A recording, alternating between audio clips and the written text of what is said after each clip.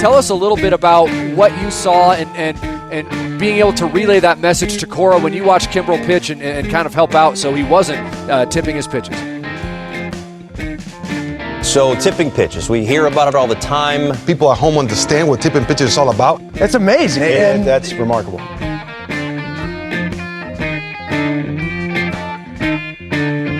Alex, as you well know, the calendar has flipped over a month to October since the last time we recorded a podcast. Mm-hmm. And so that means I'm just really zen, you know? I'm just feeling really, turn on my NPR voice right here. Welcome to Tipping Pitches.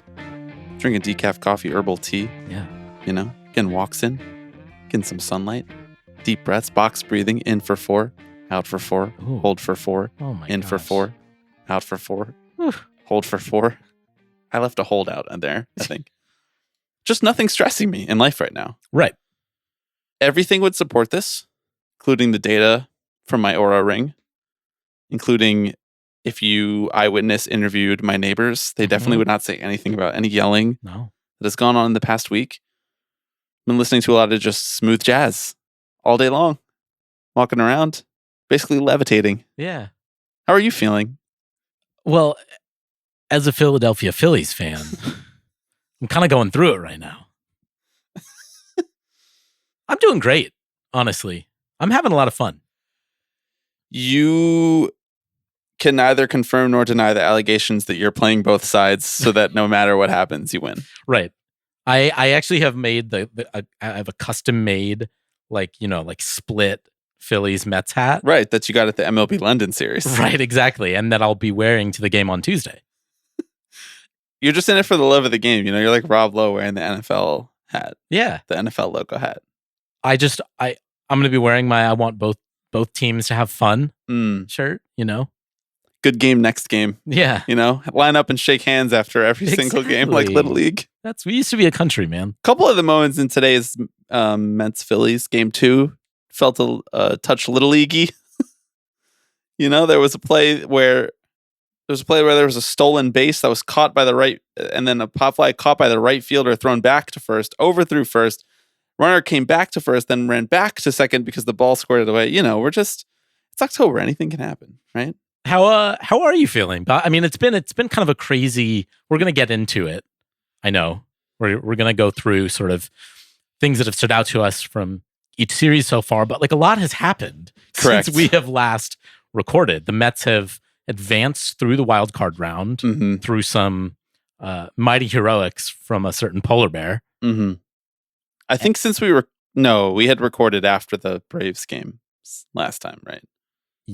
Yes. Yeah. To be clear, I'm not referring to the Braves games in which they played against the San Diego Padres and got promptly eliminated from the playoffs. Goodbye. Enjoy Cancun. Funny how that works out. You know, they didn't get a break. Seemed a little tired in that series. Yeah, I agree. Maybe they should have had the layoff. Mm-hmm. Rest versus rust. Which wins out? Apparently the team playing against the Braves. Yep. I'm protecting my peace. Okay. That's my mantra this October. Protect my peace, not getting too invested. I'm obviously getting very invested. Right. But you're walking down the street when you see a fellow Mets fan, you're saying, hey, peace be with you, brother. I am taking a very religious approach to this October. Yeah. It's out of my hands. It's in God's hands. Doing a lot of praying between pitches. Mm-hmm. I just, maybe we can get into this when we talk more about the Mets Phillies series, but there's something that is spiritual about October baseball that is just like beyond the one. It's out of my control. So I'm just kind of like, things are happening. I'm watching them. Right. Which is maybe feels like an obvious thing to say, like you're powerless at home. But as you well know, I have never felt that way before. I have felt like everything I do has had a positive or negative impact on the team that I root for and everybody around me. And that should the team fail, it is my fault. Right.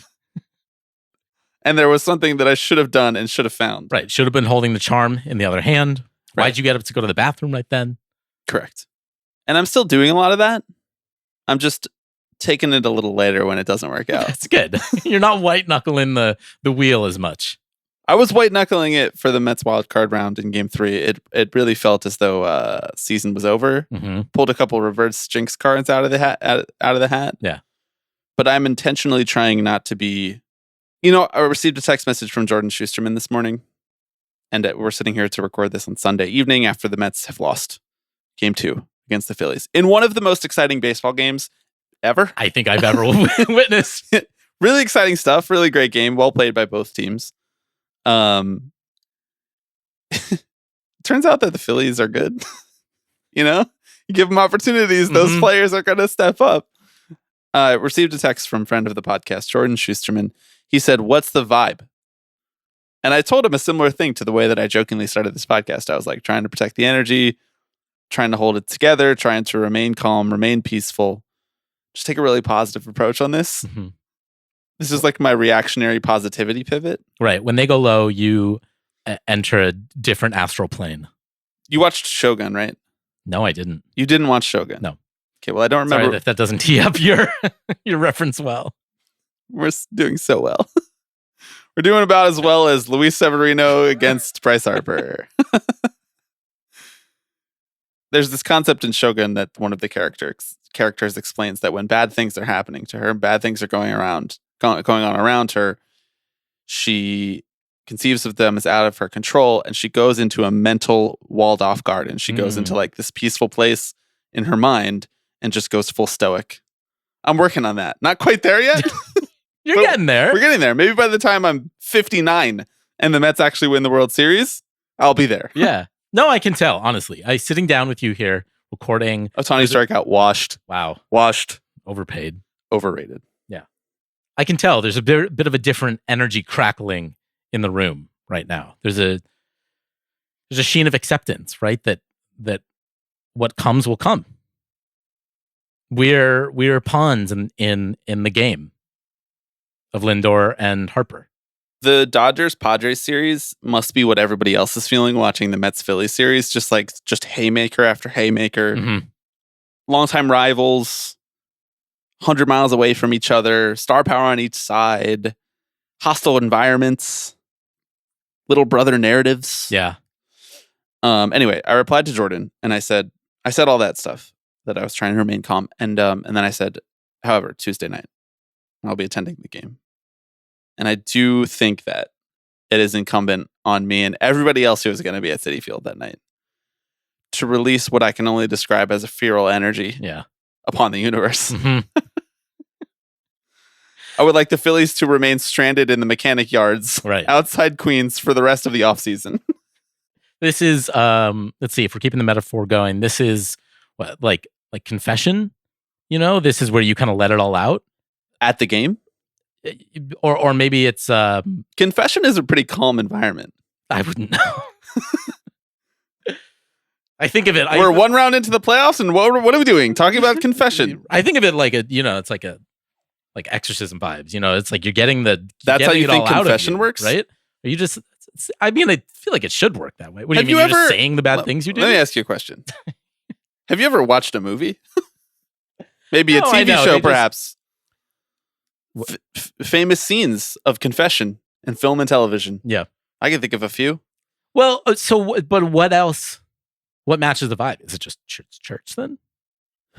Oh, no. I think Tuesday night will be the sins that you need to confess about. Okay, there you go. It could be like last rites. We could be reading the Phillies their last rites. I don't know. We're losing the thread a little bit, but okay. Well, we have a lot of playoff baseball to talk about. We have some narratives to check in on. Alex picked a book up off the street on his walk over here that he wants to read to you guys. Like story time with Alex Paisley. And then we're going to do a little check-in on each team's fan base as we go through. And then a couple other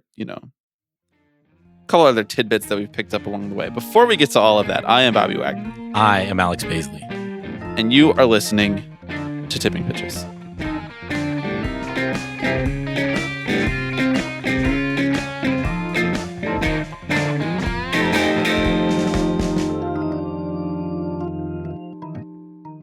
Got a little homework to do here first, Alex. A lot of new patrons this week. Thank you to Graham, Eileen, Garrett, Jordan Zander, and Raphael. It's that time of year again. People are like, "Oh, baseball." It's a good time to check back in. I will say. I agree. I don't begrudge anyone who checks in. While we're here talking about the Patreon bonus episode coming on Wednesday. They come every 2 weeks. We are due for one this Wednesday. I have to assume that it will be heavily influenced by the happenings around Queens for me personally, but also just a playoff heavy. 3 up, 3 down. That is the segment that we do to fill every Patreon episode.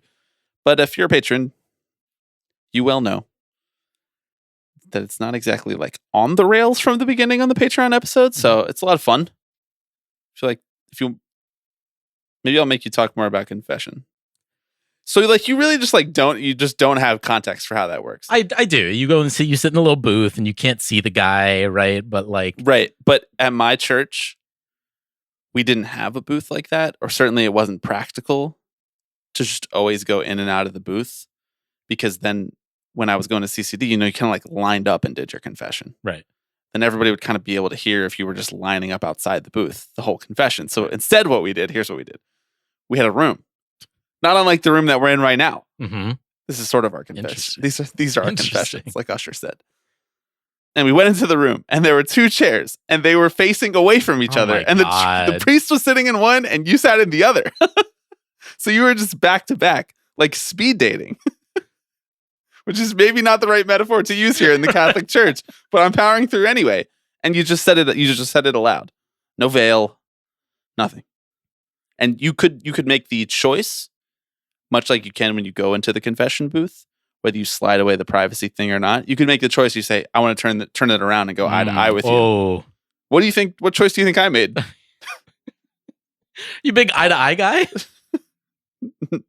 Do you know me? That's what I'm saying. No, no. I assumed you faced those chairs away from each other. Yeah, I had a tough time with eye contact. Yeah, I can only make eye contact with you. That's right. We don't break it when we record.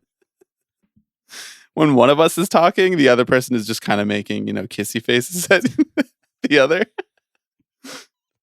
Put that in your mental projector as you listen along. Let's talk about the playoffs. Let's do it. Hey, where do you want to start? Because the wild card is kind of old news now. It is kind of old news. Yeah.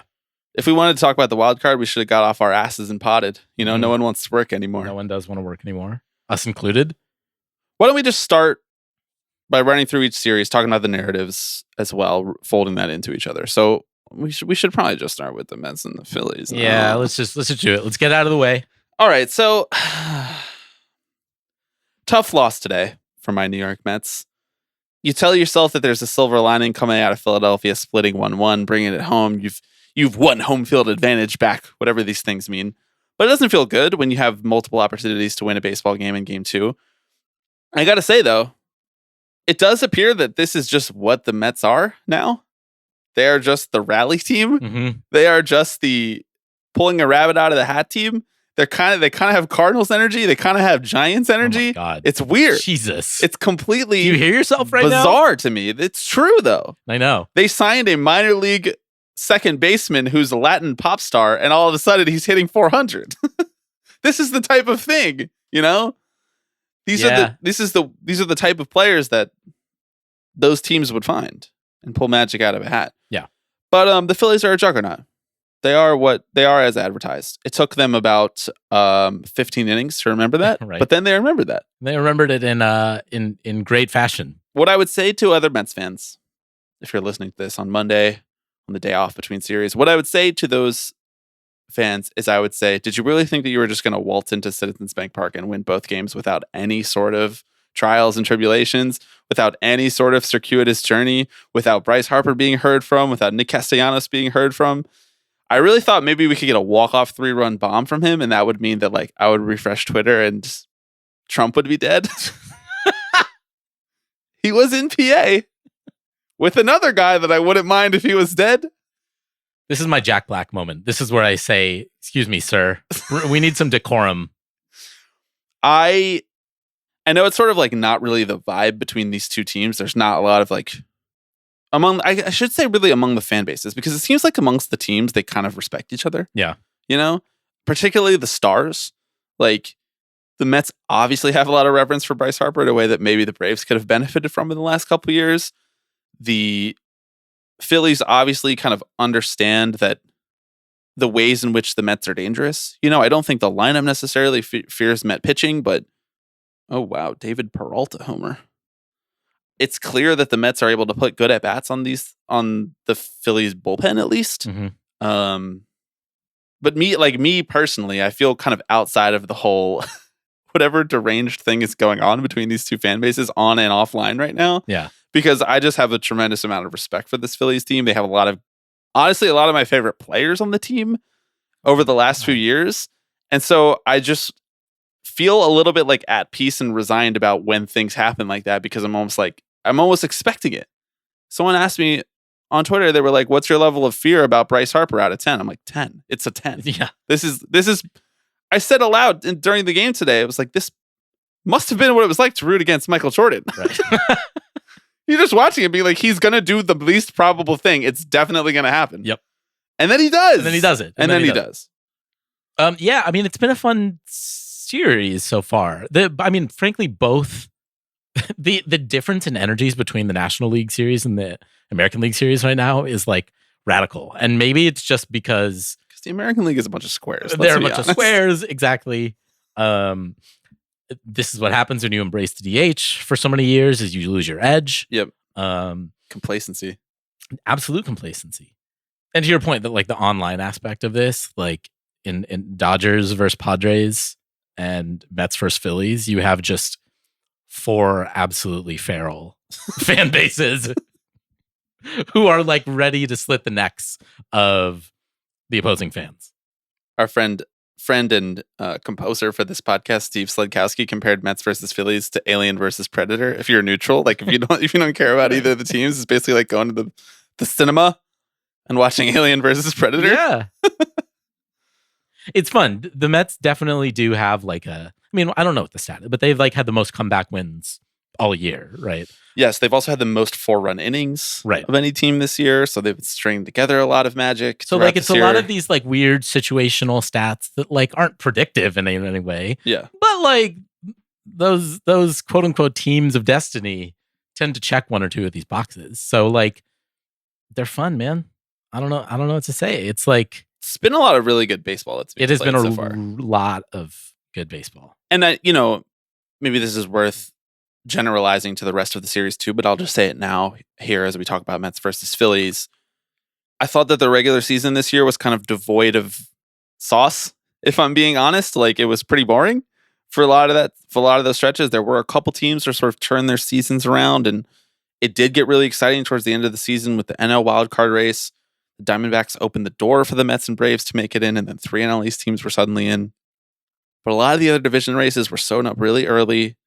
The wild card, a lot of teams were sort of sputtering to the end, leaving the Tigers aside too, because they were sort of on this type of Mets-like magical run on the other side of the bracket. But maybe that was just to give way to an incredible playoffs, because each series so far has been just really entertaining, and I have thought really well played and pretty well managed. Like we're at this point in baseball where you kind of know what's going to happen. Like you kind of know how managers are going to handle their different situations, and a lot of guys basically stick to the plan. And yet there's been a run on like good relievers.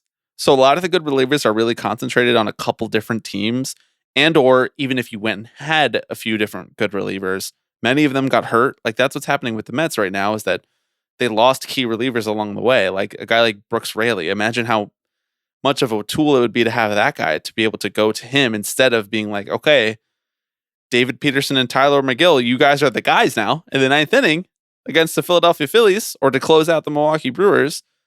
So there is a little bit more uncertainty, and I have just thought that there's just been a lot of really high level baseball played in these series so far, and a lot of comebacks where in the past it's felt sort of determinative once a team takes a 2-3 run lead. And those momentum swings that we maybe got way back when it was a lot more singles, doubles, triples being strung together.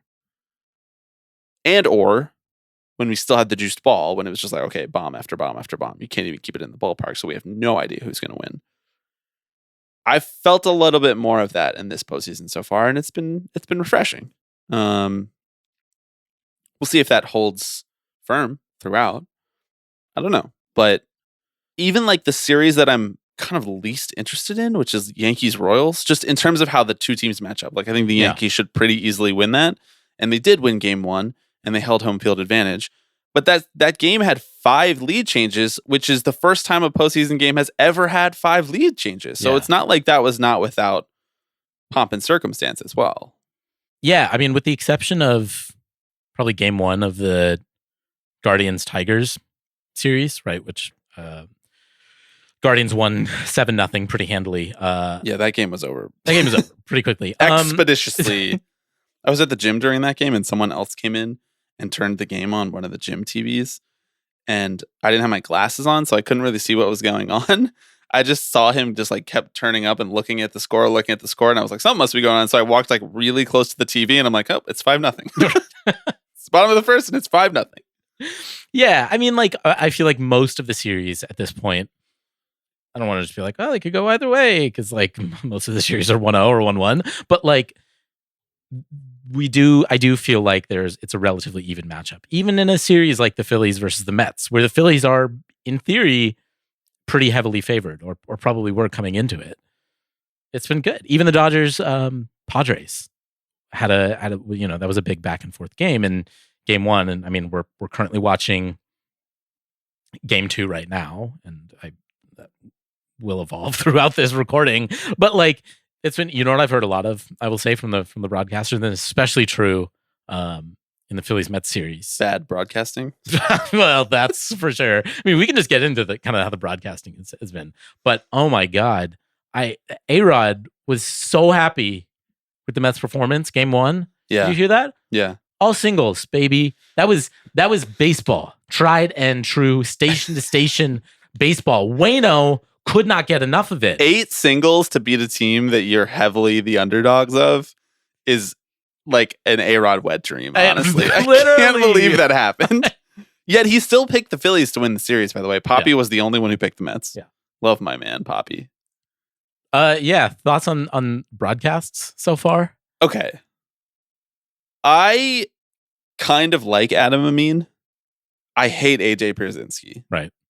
As a guy. And I'm kind of indifferent on Wayno as a guy. Indifferent leaning dislike because he was a Cardinal. Right. Okay, so that's where I'm at with all those guys. And Verducci, we all know how I feel about Verducci. Okay, I don't know if it's just my stream or whatever, but every time they cut to Verducci, so quiet. His mic is like 75% lower than the rest of them. I love it. Call my line, 785-422-5881. I will do audio consulting for you, Fox. You'll make sure the Verducci mic is turned down all the way. Very reasonable. I think that game 1, they were okay.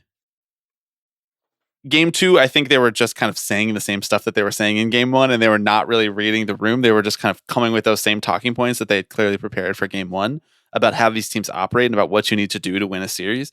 And who am I to tell AJ Pierzynski and Adam Wainwright how to win a playoff series in the modern age? These guys are both guys with World Series rings. Like, this is a pitcher and a catcher, so they know how the game is thought and called and all of those different sorts of things.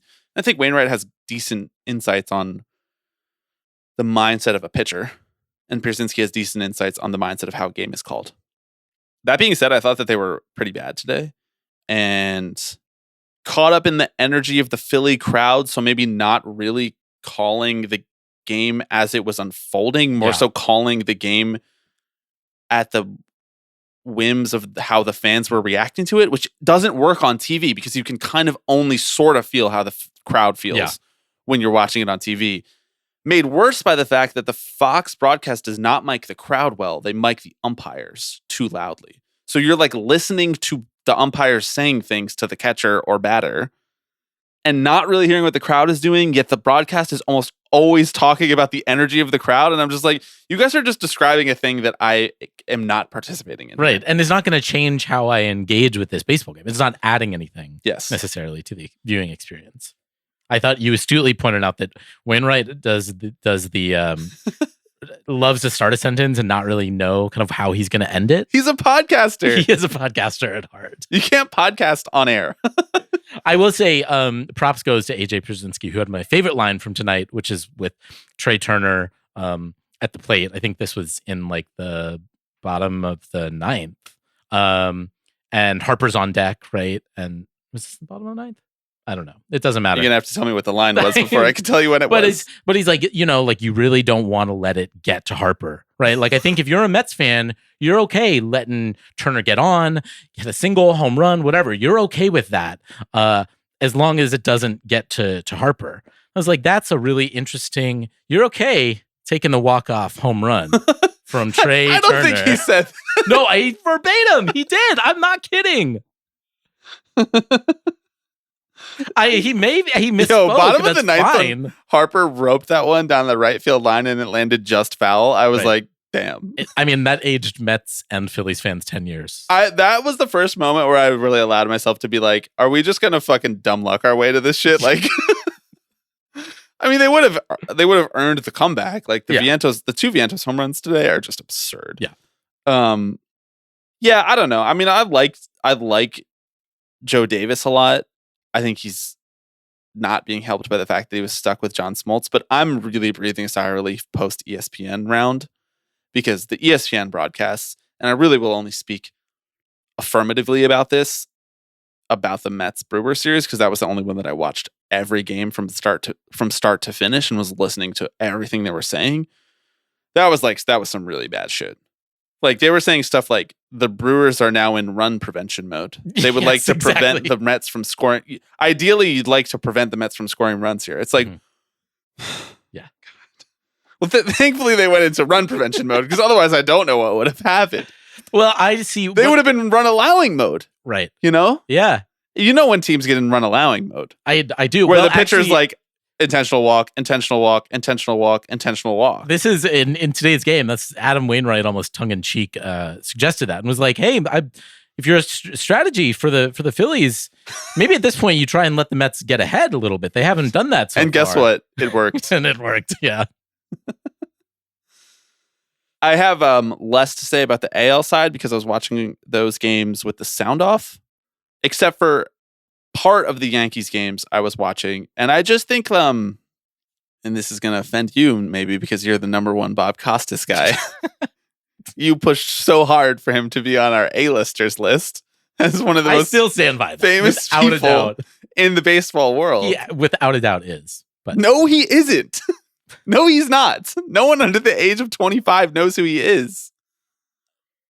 No one under the age of 25 knows who any baseball player is. Yeah, exactly. Anyway, he stinks at calling baseball games. I will not dispute that for a second. Okay, now that we've got all the announcers out of the way, can we go back to the series? Yeah, let's. All right, real baseball. Maybe we leave the Padres and Dodgers out of it for a little while because we don't really know what's going on with this game. Dodgers back and forth game one. Behind Ohtani, who bat flips now. I guess. Sure. Both of these teams are absolutely star-studded. And maybe the two best teams in the playoffs right now? Possibly. Depends on your mileage. I mean, I think the Phillies are better than the Padres. I just think the Padres are a little bit less in their own heads at the moment. And that might not be true of the Phillies post-game too, because they kind of broke out of their slumps. But right, yeah. Padres are an incredibly well-constructed baseball team. And that's why me and every other hipster baseball writer was choosing them to win the World Series. Of course. Well, and it starts with Jurickson Profar, right? I mean, that's the heart and soul of that baseball team. That was an insane home run robbery. Yeah, that was crazy. All right, let's flip over to the AL side. Would you like to start with Yankees Royals? Oh, do you want to audit any of our narratives from the previous episode before we move on from the NL? Sure. Yeah, let's do it. Which narratives do you think are still alive? I mean, like, the Brewers narrative is not still alive. You know, the Braves narrative is not still alive. But I mean, like, have the events of either of these series made you believe that there would have been a better option to narrativize any of the teams so far? I mean, I think that I saw the Tigers short. I'll come out and admit it. You know, I thought they were going to get bounced. I don't even know if this is. I mean, who was surprised by that? Flyover Alex selling out Detroit. I know. That's you hate cars. I hate cars. You hate the Midwest. Yep. You hate the cold. The Tigers never stood a chance. I know. Yeah, I think maybe I discounted them as the underdogs a little bit too much. Maybe they do have that. I almost the AL Mets type energy. I mean, I think the Mets are like probably a more well-rounded baseball team and have bona fide stars. I would say the Mets are definitely a more well-rounded baseball team. Name 3 people in the Tigers lineup. You're not a Parker Meadows guy? I don't mind me a little Parker Meadows. Yeah, but they bounced the Astros. Right, exactly. Ding dong, the witch is dead. Exactly. Well, that's just my point. Is like, hey, maybe I should have drank the Kool-Aid a little bit. But I'm not gonna lie, I'm vamping a little bit because I don't really remember what any of the narratives were. So I think we're probably in a pretty good spot vis-a-vis all the sort of narratives that are coming down the pipeline, especially the big ones. Yeah. Small ones as well. The smaller ones, those are the ones that will keep up on you, And so that's why you got to stay locked in. You sound like Wainwright. Really, Wainwright is the Alex Baisley of broadcasting. I've always said this. Kind of a folksy charm to him.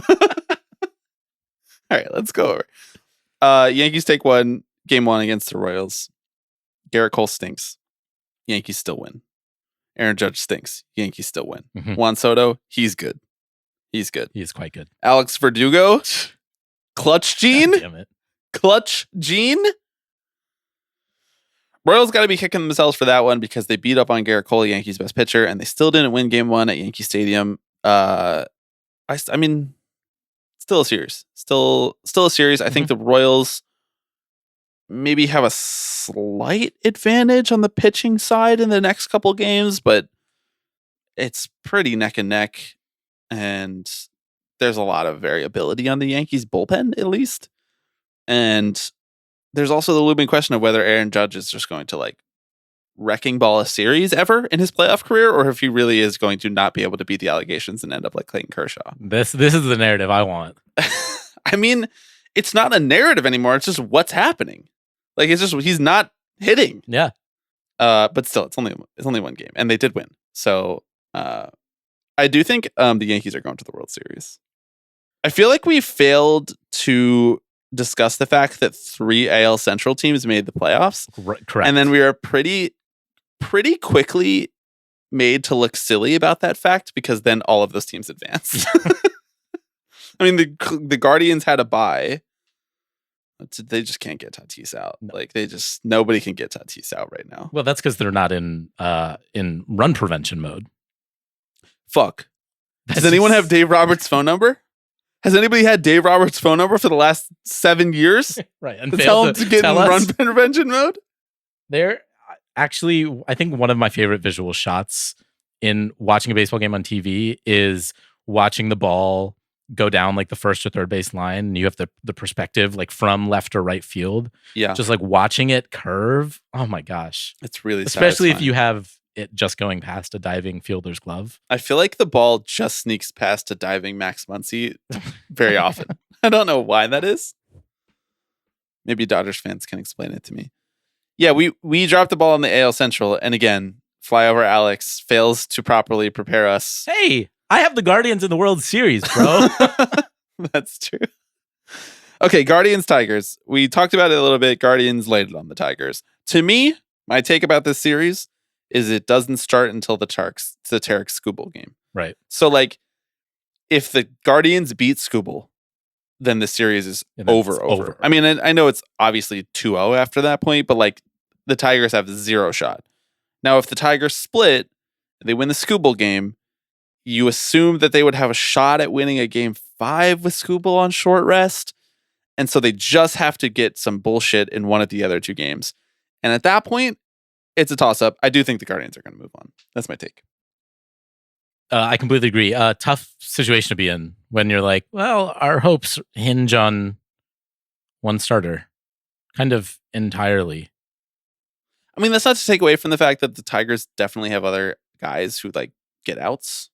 But when it comes to a series where the Guardians in particular have a lot of cerebral hitters with good bat to ball skills, you can't really just keep trotting out like the same relievers. It's a hard thing to do in a playoff series.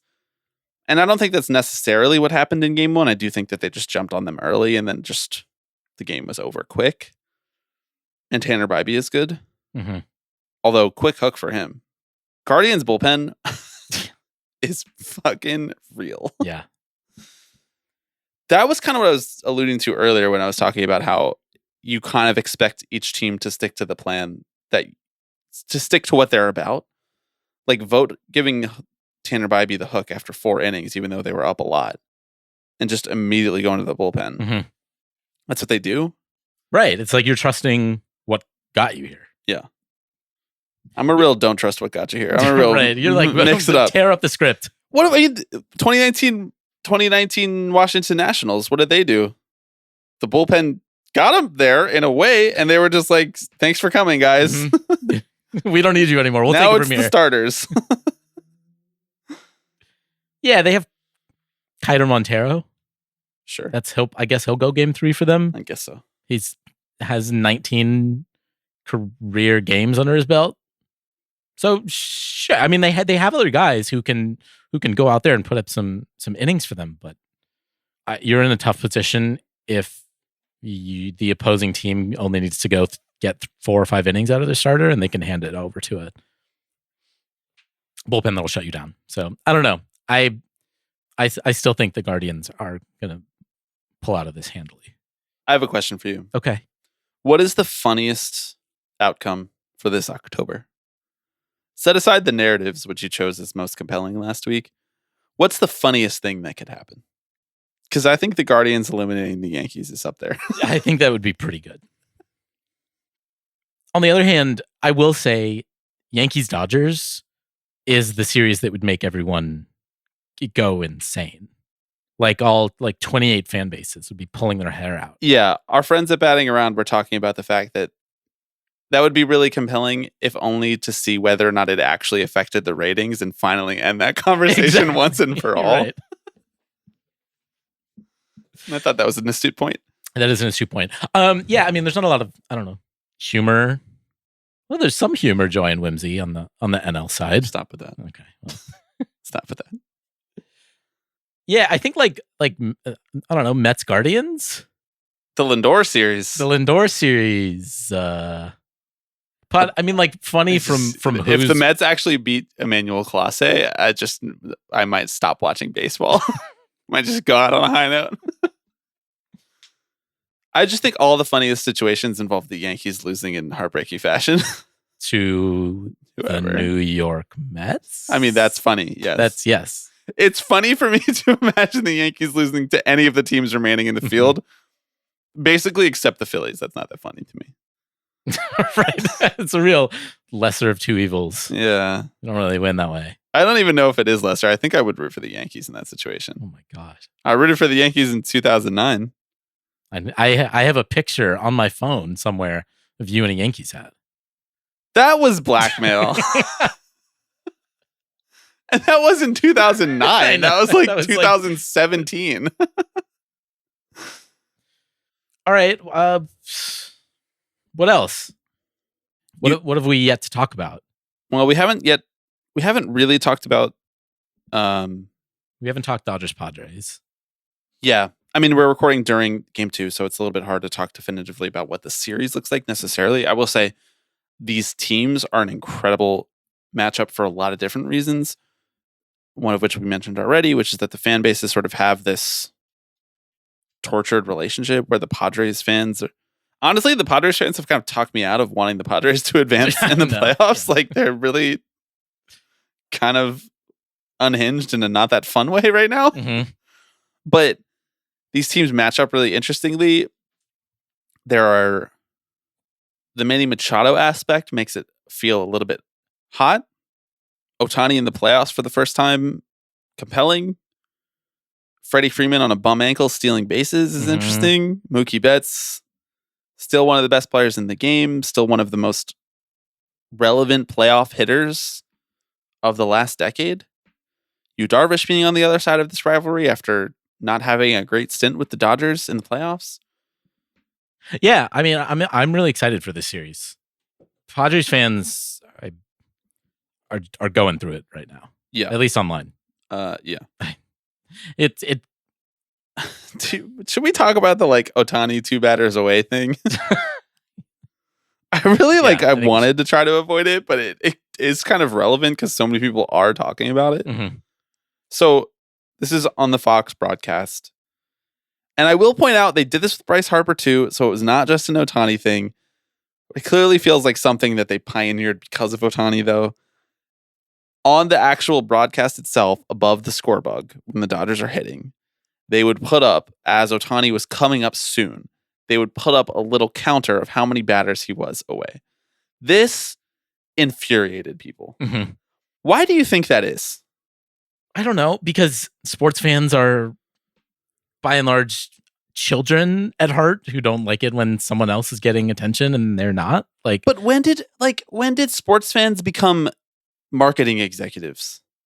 That's an honest question. I'm not asking that question in a smarmy way. But when did sports fans suddenly start caring about micromanaging every single little thing that had anything to do with their fan experience? Like, is it really just that we live in a society right now where you can customize all of your experiences to your exact liking now, and that we just like vociferously complain about things that we can't customize down to a T like that? Is that it? Like, is that the explanation? Or is it just that like people are whinier than ever? I mean, I do think it's like, hey, everyone's got a microphone these days, right? Like, I mean, sure. I also think that Me and you included. Yeah, that's for better or for worse. Bitching about these Google AI, Google Cloud AI ads or whatever the hell. I mean, it comes on the heels, obviously, of like a lot of attention being paid to Shohei Ohtani since the very beginning of the season, right? Like since before the start of the season, in a way that maybe he was not getting the national spotlight in the years prior, right? And you see people in Jeff Passan's mentions being like, mention Tatis or whatever. And it's Tatis got this treatment 3 years ago. I know. Ohtani didn't get a 81 game PED suspension. Okay, so he still gets the same promotion. I know, but Tatis did. Yeah. All right. So guess what? MLB league office doesn't want to promote him as much anymore. Sorry, should they? Yeah. Okay. Yeah. But just fucking deal with it. It's also it's like just look away. Then you don't want to see the little ticker that says Ohtani's coming up in 2 batters. Just don't look at it. That's great. You can still experience the game as it was intended to be experienced. What do people think life is supposed to be? Like, do you think it's just only ever supposed to be exactly what you want it to be? Like, they're only ever supposed to tweet out the exact right amount of Ohtani highlights for you and therefore everyone else? Yeah. Because that number is the same? Like, it's never going to be exactly what you want it to be, and exactly what Dodgers fans want it to be, and exactly what Pirates fans want it to be, and exactly what Stevie wants it to be, and exactly what their bosses want it to be. It's just like, it doesn't actually affect you, bro. I know. It doesn't actually affect you. You're still watching the game. Tatis hit a home run. Mm-hmm. Just enjoy it. It's weird. It's weird. Yes. Got me fucking arguing with rando Padres fans that making them delete their accounts on a Sunday morning. Yeah, it's just goofy, especially after years of being like, why isn't MLB marketing the game in the way it should be? You know, like there's such amazing stuff going on in this sport. You know? Yeah. And it's like, all right, well, here you go. We have Ohtani in the postseason, which fans have been clamoring for years. Yeah. You can't make fun of the Angels for not being able to make it to the postseason and then also make fun of the people who are talking about how cool it is that Ohtani made it to the postseason. Ohtani's in the postseason. It's like, actually, we've never seen this before. We're so irony poisoned. Like, we're so cynical about everything and social media is in particular is this way, where like, if you can tell that someone is trying, if you can tell that they're trying to make something happen and they care, our first reaction is to be like, out. I'm out on that. Yeah. Someone cares too much about that. It must not be for me. You know, someone likes this band too much. This band's not that good. Yeah. You know, someone's trying a little too hard on stage. Not into it. We got to be cool and aloof. Really? We have to be cool and aloof about Ohtani, who has 58 home runs and 54 steals this year. And by the way, he's going to pitch again next year. We have to be cool and aloof about that. Maybe this year.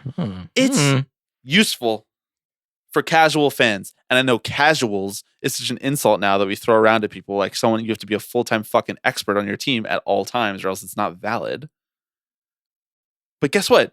They need to have casual fans watch these games. If they don't have casual fans watch these games, in 20 years, no one's going to get to watch these games. You know, like these teams are going to start defaulting. Yeah. And that's not actually true. We know this. But I mean, it just strikes me as like not having anything better to complain about. Like, I'm sorry, your team is in the postseason.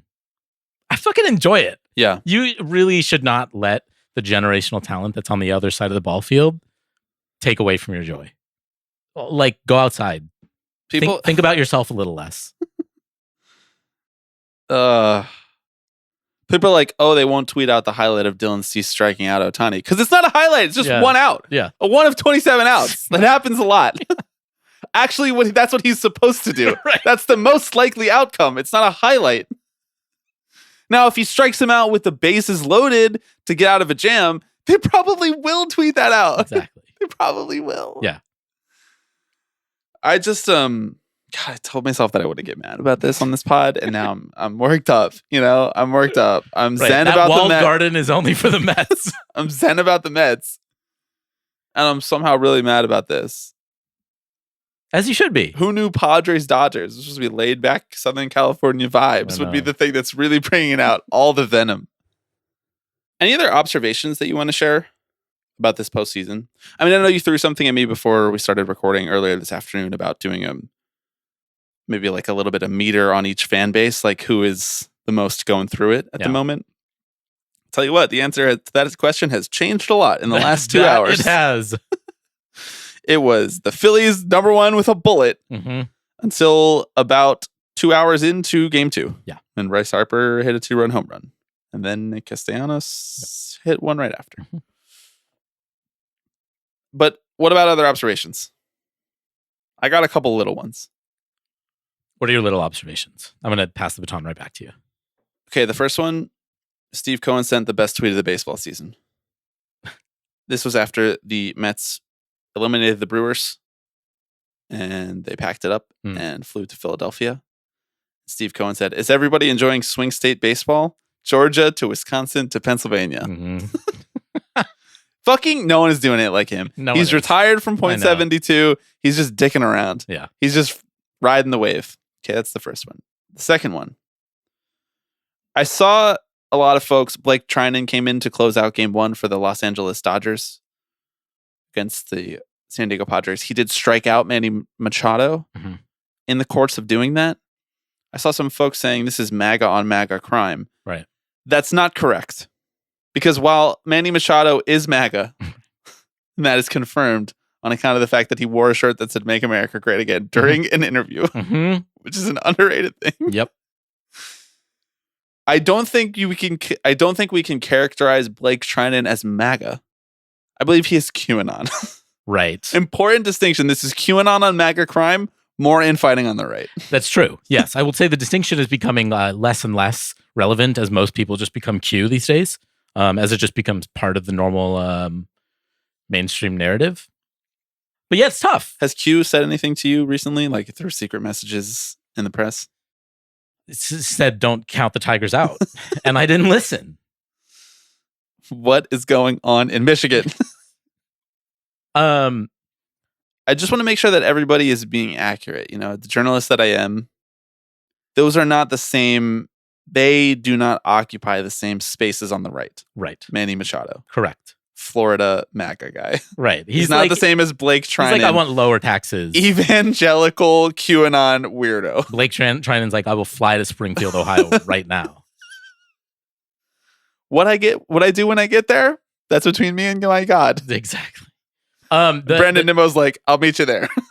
I will say the Trump advertisement that's been playing all series. Oh yeah. One of the just most despicable, sickening things. It's downright and reprehensible. it's like between every inning. There's not a single joke I can even make about it. No, It's downright reprehensible. it's so bad. It's also like fake well, yes. news. Like I know you can't really say that phrase anymore.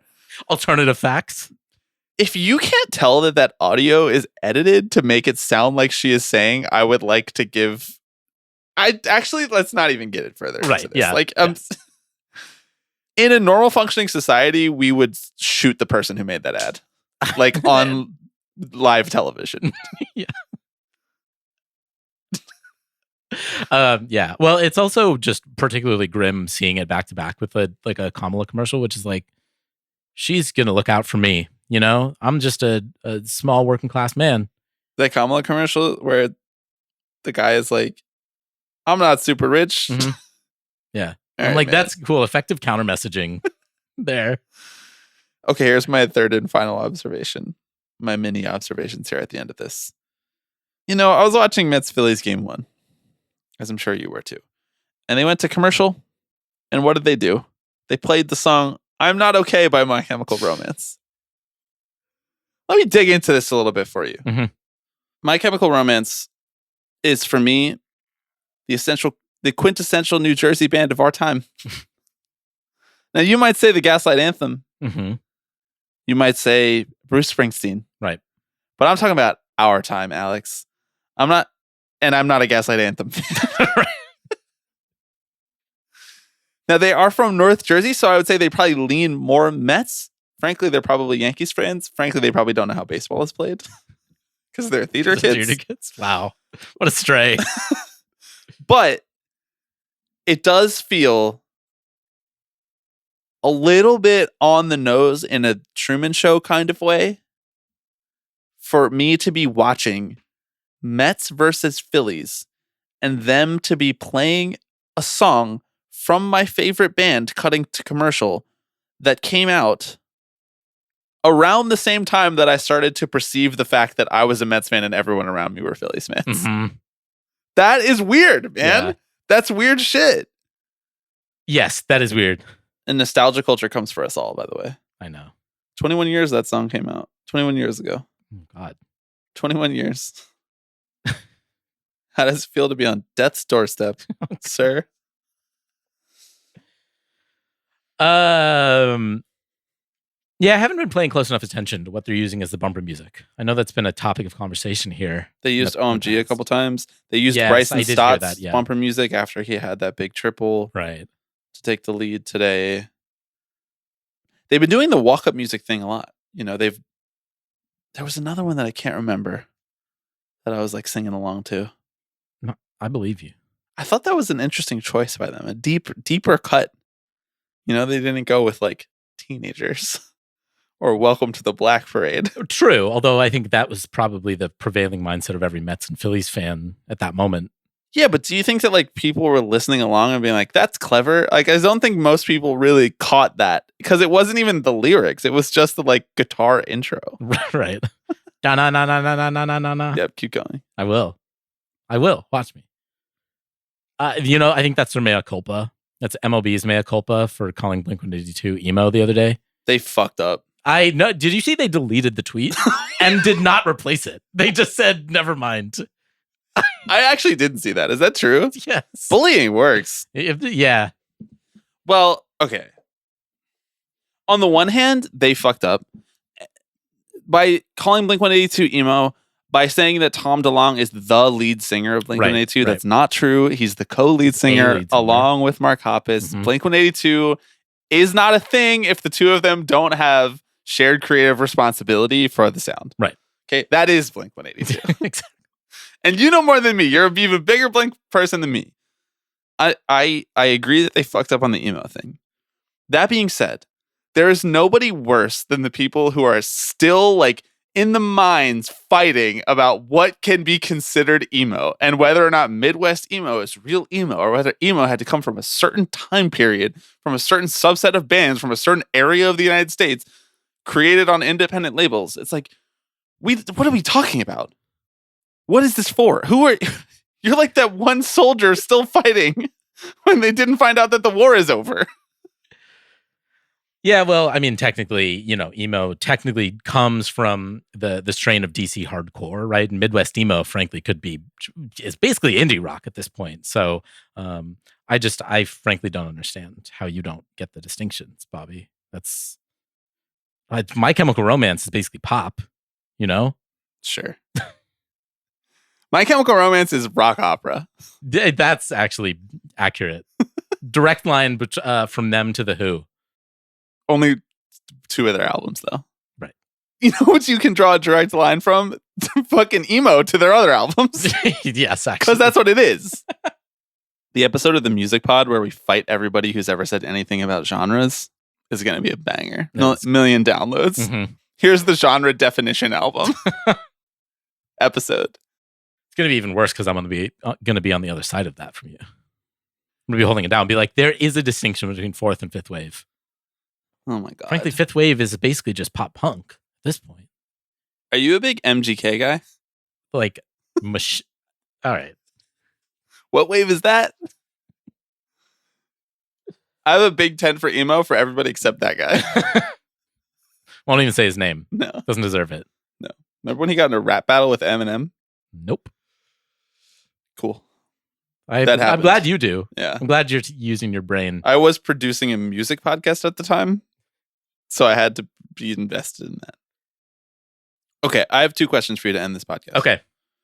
Number 1, who's going to win the World Series? Number 2, which player are you most excited to continue to watch? Are you most intrigued by throughout the rest of this postseason? I still feel kind of decent about the Padres. I think that the Yankees maybe a slightly more reasonable pick over the Guardians if I were to revise my picks from last week. You were picking based on narrative, not based on talent. Right. Yes, I know. But I still actually feel like the Padres have a pretty good fighting chance. I guess at this point in time, I honestly might go with the Yankees. They just feel, even though like we talked about last week, like it's not like they necessarily have a murderer's row type lineup. But again, you have Aaron Judge and Juan Soto, which kind of goes a really long way, even if the rest of your guys are relatively average. They have a decent enough amount of depth. So you're saying that everybody but Aaron Judge and Juan Soto on the team is relatively average? Yes. Okay. That's interesting. It's interesting from the world's number 1 Jazz Chisholm defender. You heard it here first. Relatively average. Mm-hmm. It's like a quote on the movie poster. Well, it's, You put that on the back of his player card. Relatively average. Alex Baisley. They average each other out. Oh, that's what you meant. Right. Mm-hmm. Right. So Jazz is basically... I mean, it's in Judge territory. Right. He's like a young A-Rod. Yeah. And Verdugo is so bad that basically put them together. They're like an average player. Yeah. You put them together, you get a DJ LeMahieu. A lot of Austin Wells going on from this team. Sorry, I just can't see that winning the World Series. Who's in your eyes right now? Who do you think? I mean, I know it's a little harder for you because you have like a actual investment in this. Yeah. Because by investment, I say you have put your life savings on the line for the Mets. I think that the Phillies have that look. Yeah, I think the Phillies have that look. If I had to pick one team of all the teams that I've watched that looks the best. Now, that seems a little bit ridiculous because they looked so flat in game 1, particularly on offense. And everyone was really frustrated and they were like, season's over, basically. That's how the Phillies fans reacted because that's how they react to everything, even though they've had it so much better than most fan bases over the last 20 years. Like, so much better. Yeah. So, like, as good as any other fan base except the Giants. Quite literally. Yeah. And their babies about it. I just think that they have a lot of adults on the team. You know? Yeah. And a lot of players who rise to the moment. Speaking as someone who's had to watch his team manage navigating their lineup, it's fucking impossible, dude. Because it just always feels like Schwarber's right on deck, you know? And you can't put in somebody who you don't trust to face Schwarber because he'll take a walk and then Turner is up, who hasn't looked great so far, but, you know, he still can. And then Harper's up after that. So you just like, you're basically drifting out in space without the anchor line against this lineup. And postseason Schwarber is just on another level. It's unbelievable. And the relievers are all good. I mean, I know the Mets dinged him up a little bit, but every single guy that they brought in, I was like, man, fuck, he's good. He's good. That guy's good. Orion Kirkring is nasty, bro. Some of those sweepers that he was ripping off, I was like, you might as well go up there without a bat. It's absurd. Strama's looked a little weak. Hoffman didn't look great. A couple obvious errors that he was making. So I would say the Phillies to win it. The player that I'm most interested in, honestly, is Aaron Judge. Because like I said, he couldn't just single-handedly win a series. I mean, this is a guy who was hitting home runs at times throughout this year, like every fifth at bat. And it just hasn't come together in the playoffs, but I still am not amongst the people who are like, he shrinks in the moment necessarily, even though I've gotten a lot of jokes off on his behalf. Right. At his expense. So I know it seems like a sort of square pick to pick him, but I just really am fascinated. Like I'm watching all of his at bats just with bated breath, waiting for it to be the moment where he gets the monkey off his back. And he hasn't been able to do it yet. Yeah. Right. Again, it's been 5 plate appearances. So like he's got a little bit of time, but right. And they're winning without it. So. Right, exactly.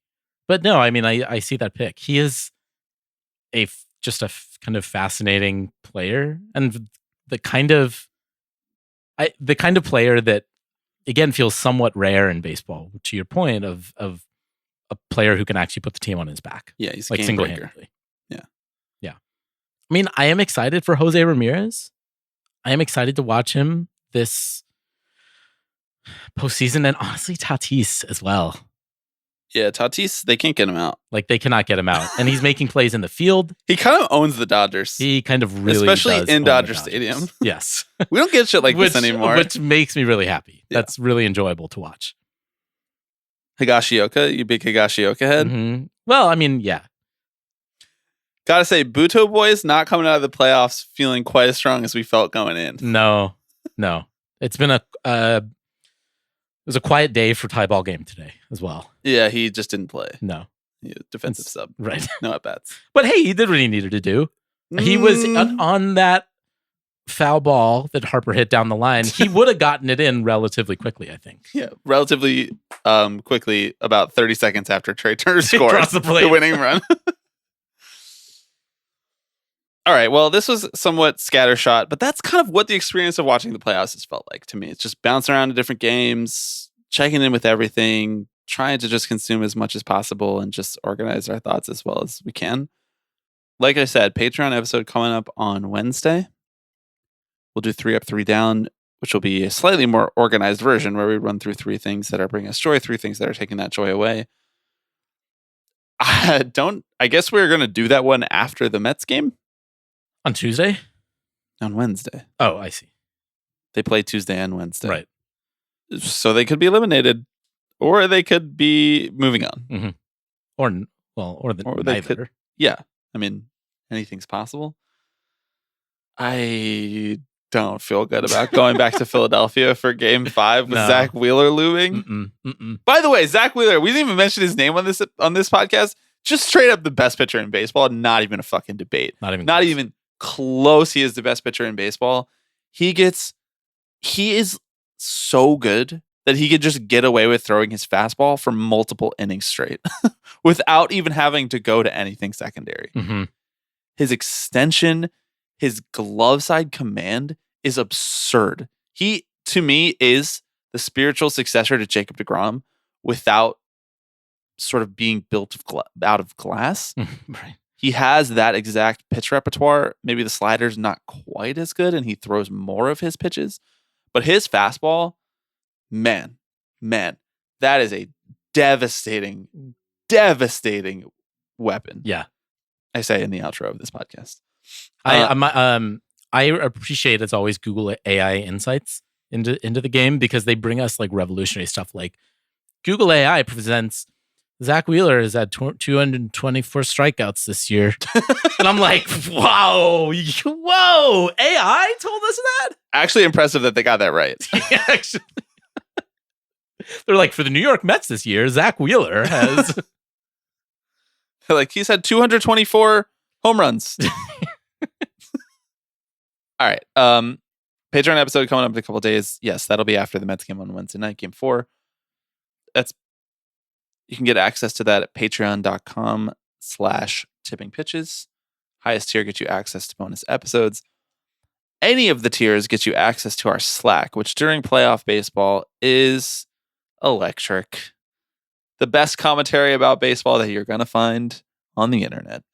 Any parting thoughts? Are we going to get a tie ball game moment on Tuesday when we're at the baseball game? It feels like we have to. Okay. If we do, I'm getting the jersey right there. I'm doing the one where you can like go and they'll make you the jersey on the spot. If tie ball game and Jose Buto have important moments on Tuesday, we will go to the MLB, the team shop. Yeah. And get those jerseys. Without a doubt. That is the Tipping Pitches promise. Thank you, everybody, for listening. We'll be back next week. Hello, everybody. I'm Alex Rodriguez. Tipping Pitches. Tipping Pitches. This is the one that I love the most. Tipping Pitches. So we'll see you next week. See ya!